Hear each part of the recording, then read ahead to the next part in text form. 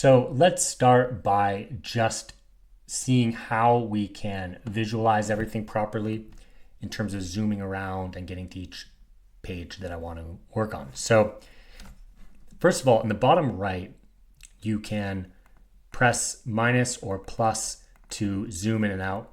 And you can also click in the middle and you can select a zoom level that you want to go to, or you can click zoom to fit, which will zoom to the right level so that all the pages or screens in your map are visible.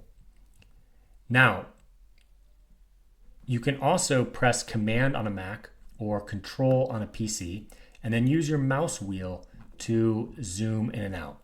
And if you're on a laptop, you can use gestures like pinch and move your fingers apart to zoom in, or pinch from apart and move your fingers together to zoom out as well.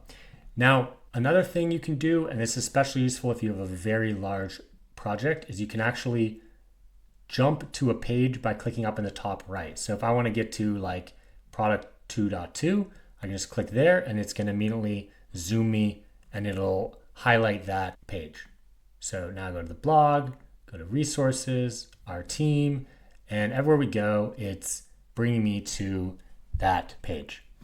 Now I can also search. So if I want to go like home, for example, I can search there, find the page and go to the page there. And another thing I can do is I can choose to collapse or expand the different levels. So this little number up here indicates like how big my hierarchy is. So if I, for example, build another page here, then you're going to see it's now 5 levels down, right? 1, 2, 3, 4, 5 levels. Now I can also collapse all, and then it's just going to roll up all of my pages so that all I see is my home page, and then I can expand all here. So that's just how you kind of get around. You can also, of course, click and use the little hand and sort of scroll around to the different things manually. And that's how you get around.